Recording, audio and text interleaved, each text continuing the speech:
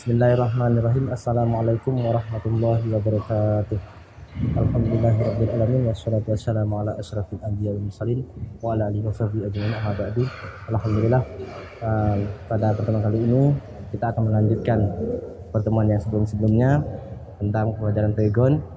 Namun sebelumnya jangan lupa kita kirimkan Al-Fatihah kepada para mu'alif kitab, penyusun kitab, Masayih Pondok Pesantren Lirboyo, wabil khusus pengasuh Pondok Pesantren Salafi Terpadu Arisalah, Romo Haji Muhammad Ma'ruf Zainuddin beserta Ibunya Hajah Aina Ainul Mardiah Anwar. Semoga beliau selalu diberi kesehatan, panjang umur, ala haziniyah wa kulli niyatin sholihah. Al-Fatihah.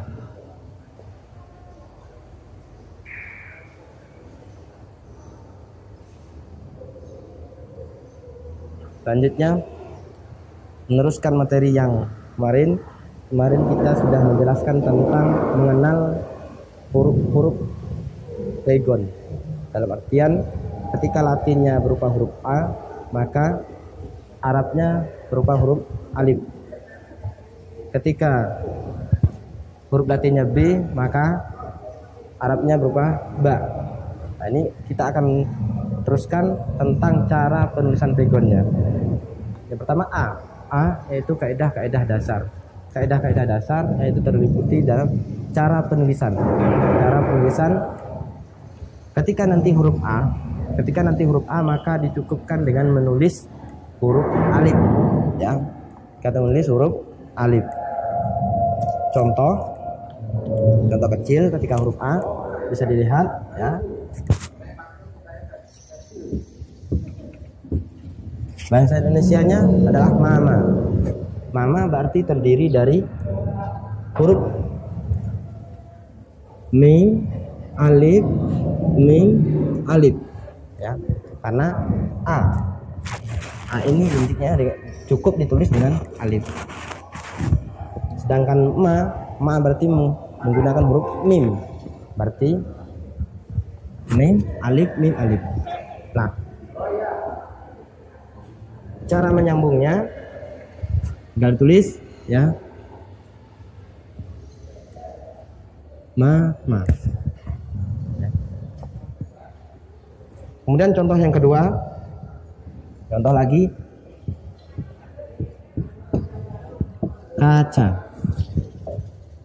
kaca berarti kaf, ya, kemudian alif, kemudian huruf C itu berarti huruf jim jika kasih titik 3, kemudian huruf alif lagi. Nah, langsung kita tulis di sini. Pertama huruf kaf, ya. Kemudian A berarti penulisannya menggunakan huruf alif. Kemudian ca itu berarti huruf jim kasih titik 3. Kemudian A lagi berarti alif. Nah, tinggal kita gabungkan.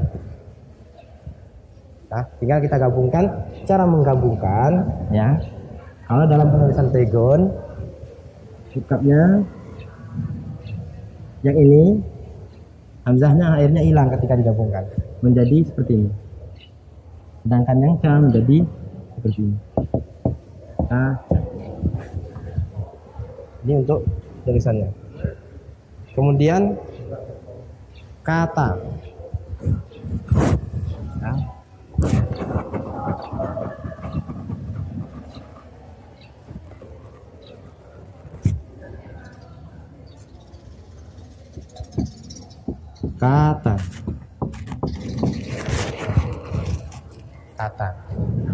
Kata itu berarti terdiri dari huruf kaf juga. Ini A-nya alif, kemudian ta-nya berarti huruf ta, ya, kemudian alif lagi. Nah, tinggal digabungkan. Cara menggabungkan sama seperti tadi. Nanti kalau Arab di huruf yang di sini pindah ke sini menjadi ta. Sudah ada 3 contoh untuk cara penulisan yang A, ya. Kemudian dilanjutkan cara yang nomor 2 dalam penulisan I. I ini dicukupkan dengan menambah huruf ya. Menambah huruf ya.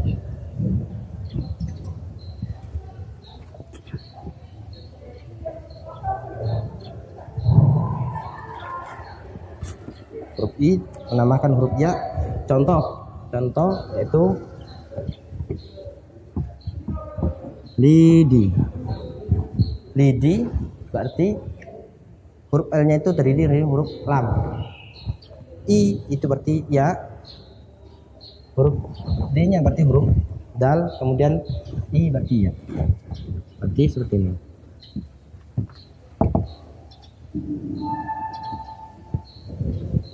Nah, tidak huruf-hurufnya, huruf-huruf yang mau digabungkan.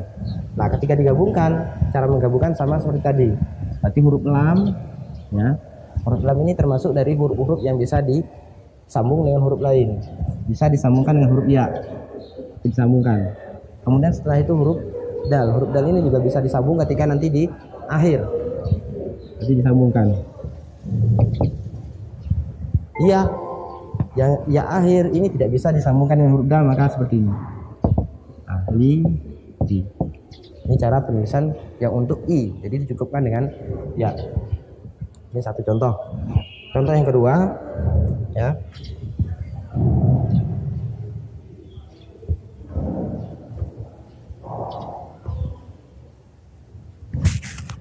Contoh yang kedua,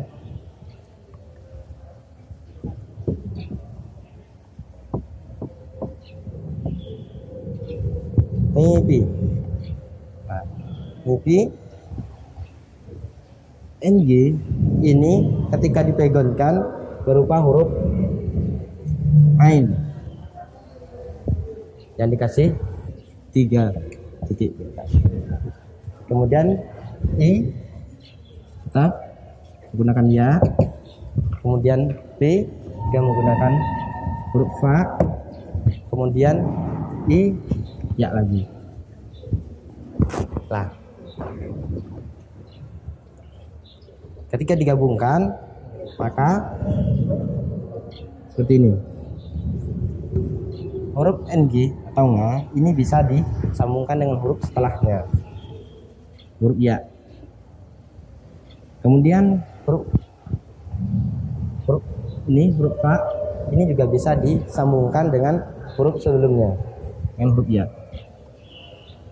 Nah, ya yang akhir ini juga bisa disambungkan dengan huruf fa, karena huruf fa ini termasuk dari huruf-huruf yang bisa disambung baik itu di awal, di tengah ataupun di akhir. Begitu juga huruf nga ya. Maka ketika disambungkan menjadi seperti ini.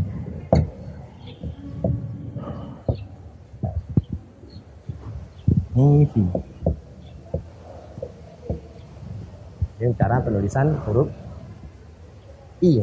Jadi menggunakan ya. Kemudian ini sudah dua contoh, yang satu tadi lidi, yang kedua ngipi. Kemudian kita lanjutkan kepada cara menulis huruf U. Kalau di Indonesianya U atau Latinnya U, maka Arabnya menggunakan huruf wawu. Ya, menggunakan huruf wawu.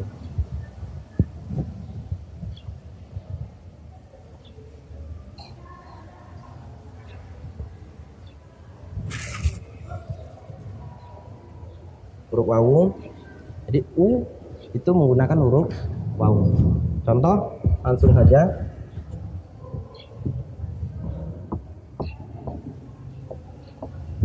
Kuku, ya. Kuku huruf K, berarti kalau Arabnya adalah huruf kaf.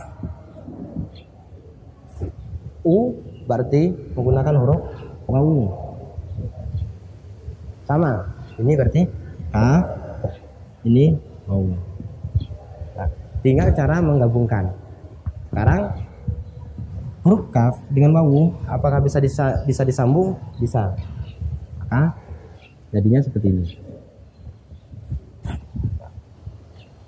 Wawu dengan huruf kaf yang kedua ini tidak bisa disambungkan, maka jadinya seperti ini. Ku. Jadi kuku. Kemudian Guru. Guru.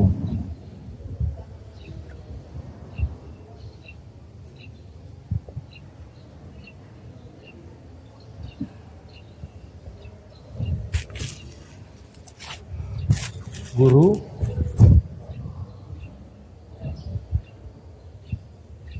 Guru.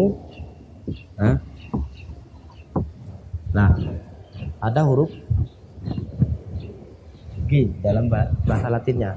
Kalau dipegonkan berarti menggunakan huruf kaf, ya, tapi dikasih titik,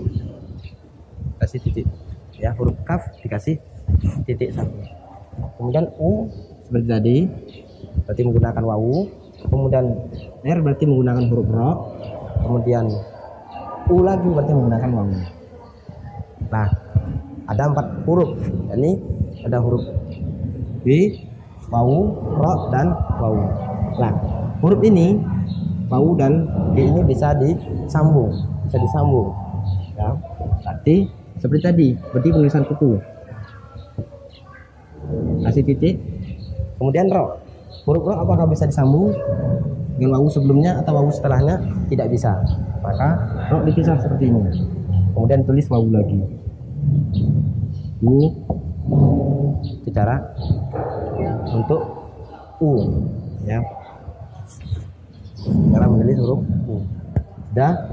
Ini untuk yang huruf U. Sekarang kita lanjutkan pada huruf yang setelahnya.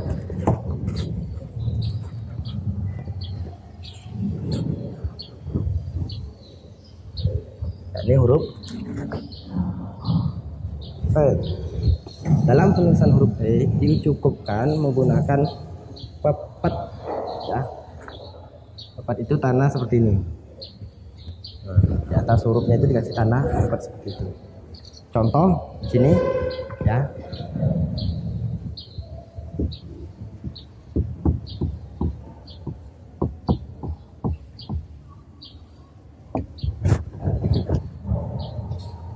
Peteng. Nah, cara menulisnya, nah, ini beda dengan yang tadi. Kalau yang tadi itu ketika alif A berarti menggunakan alif, ketika U nanti menggunakan wawu, dan ketika I menggunakan ya. Beda penulisan dalam masalah yang ini, ya, yang E.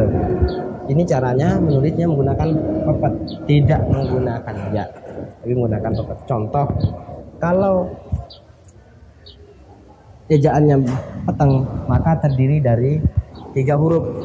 Pertama huruf fa, yang kedua huruf ta, yang ketiga huruf nya yang ada titik 3-nya. Nah, hanya saja nanti dikasih tanda pepet seperti di atas ini. Nah, ini huruf fa dengan ini bisa disambung, huruf ta dengan ini bisa disambung. Maka ketika disambung jadinya seperti ini, ya. Nah, untuk membaca sesuai ejaan di atas petang, maka dikasih tanda pepet di atasnya, ya. Maka dibaca petang. Terus yang kedua, contoh yang kedua,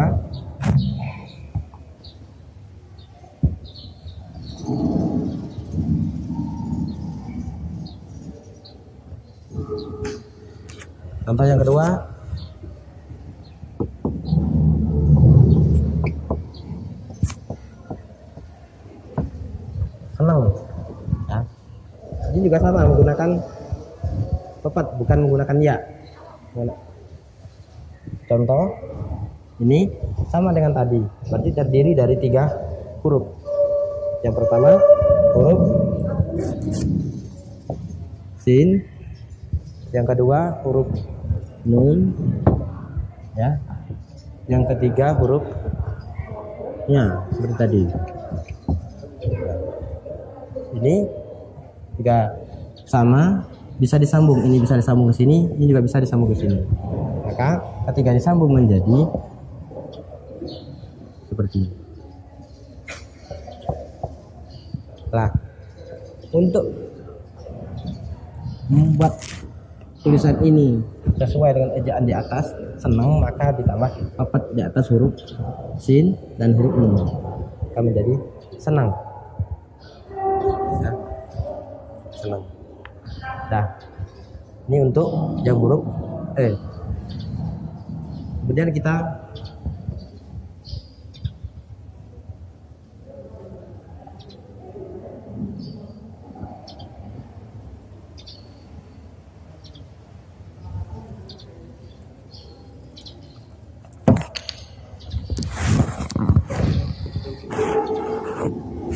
lanjutkan yang nomor 5. Yang nomor 5 itu dalam penulisan huruf mati. Huruf mati baik di depan ataupun di akhir kalimat diucapkan dengan memberi tanda. Jadi ketika ada huruf mati, kalau dalam pegonya itu menggunakan tanda yang ini. Yang kita ketahui kadang-kadang tandanya ada yang seperti ini, ya. Tapi di sini menggunakan tanda ini beneran, beneran kecil. Contoh, ya. Contoh langsung aja panda. Panda. Panda itu berarti seperti tadi, ingat penjelasan yang awal. Berarti pa ini berarti huruf pa, kemudian a berarti tadi di awal menggunakan huruf alif. Nah, kemudian huruf nun. Kemudian huruf dal. A lagi berarti alif lagi. Nah, tinggal kita gabungkan. Fa dengan alif apakah bisa digabung? Bisa. Maka jadinya seperti ini. Fa. Kemudian huruf ini dengan nun dan huruf da apakah bisa disambung? Bisa. Nah, jadinya seperti ini. Kemudian alif terakhir. Maka ketika nunnya sukun mati, berarti tanda sukunnya seperti ini. Pan, nah.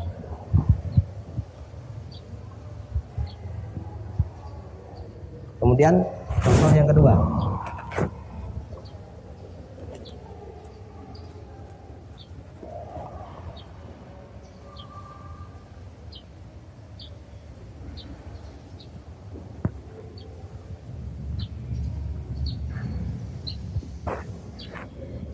Contoh yang kedua, tanda sukun yang menggunakan bundaran kecil yaitu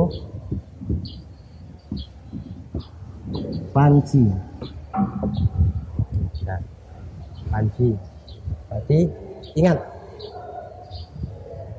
B berarti huruf Fa Arabnya, kemudian A berarti alif, kemudian N berarti huruf nun, kemudian C itu huruf jim tapi ada tiganya.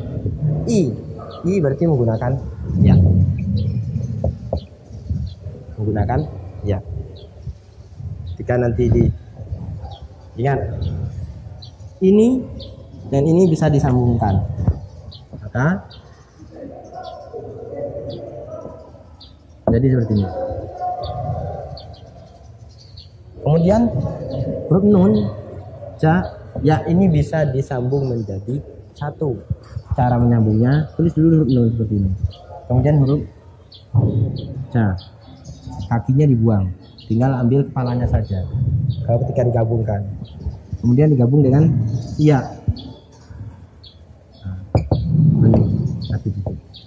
Maka nunnya sukun mati, kasih tanda beneran seperti itu. C berarti harokatnya bawah. Ya-nya sukun mati, tanda panci.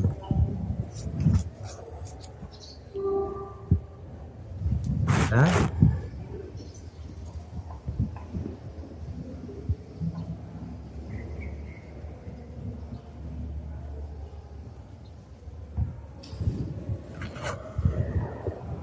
kita lanjutkan yang tadi itu sukun yang ada di tengah kalimat. Sekarang kita mencontohkan sukun atau huruf mati yang ada di akhir kalimat.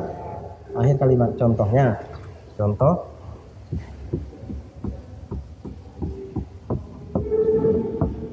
makan. Makan ya. Makan berarti M itu terdiri dari huruf mim kalau Arabnya. A berarti alif, kemudian kaf, K berarti huruf kaf, kemudian A alif lagi, mim. Oke. Nah, mim dengan alif ini bisa digabungkan kan menjadi seperti tadi awal-awal ma. Kemudian kaf dengan alif juga bisa digabungkan kan menjadi seperti ini kalau digabungkan. Nah, nun tidak bisa digabungkan dengan huruf kaf ya, dengan alif, dengan kaf dengan alif, maka nun harus dipisah, maka menjadi seperti ini kan begitu. Nah, jadi seperti ini. Contoh yang kedua, yang sukunnya di akhir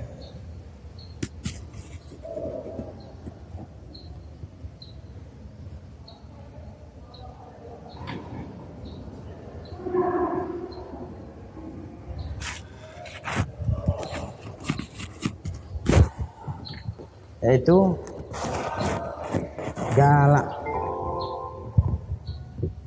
Galak. Galak. Nah, huruf ga berarti huruf kaf yang dikasih titik satu. Nah, huruf kaf yang dikasih titik satu. A berarti alif. Huruf L berarti huruf lam. Ya. A kemudian kaf lagi. Bedanya kalau G itu ada titiknya, kalau kaf tidak ada titiknya. Huruf sama-sama huruf kafnya, kalau G dikasih huruf titik satu, kalau kaf tidak. Nah, itu bedanya. Nah, ini dan ini huruf G dan A ini bisa digandengkan atau disambung, maka jadinya seperti ini. Ya. Ya. Kemudian lam sama alif ini juga bisa digabungkan atau sambung, jadi seperti ini. Nah, tinggal huruf K. Huruf K tidak bisa disambungkan, maka dipisah seperti ini. Nah, ya. Nah, itu menjadi galak tanda suku. Nah, yang perlu diingat, ya, yang perlu diingat, ketika nanti A, latinnya itu A seperti ini ya, maka dicukupkan menggunakan huruf alif ya. Kemudian ketika nanti huruf U, maka dicukupkan menggunakan huruf wawu. Kalau I berarti dicukupkan menggunakan huruf ya. Kalau E itu menggunakan pepet, bukan menggunakan ya, tapi menggunakan tanda pepet di atasnya. Nah, seperti itu ya. Mungkin untuk pertemuan kali ini dicukupkan ya dari sini. Mungkin bisa diteruskan untuk pertemuan selanjutnya. Dari kami pribadi mohon maaf jika ada kesalahan dan kekurangan. Billahi taufik. Allahumma fiqil ila aqwamit thariq. Wassalamualaikum warahmatullahi wabarakatuh.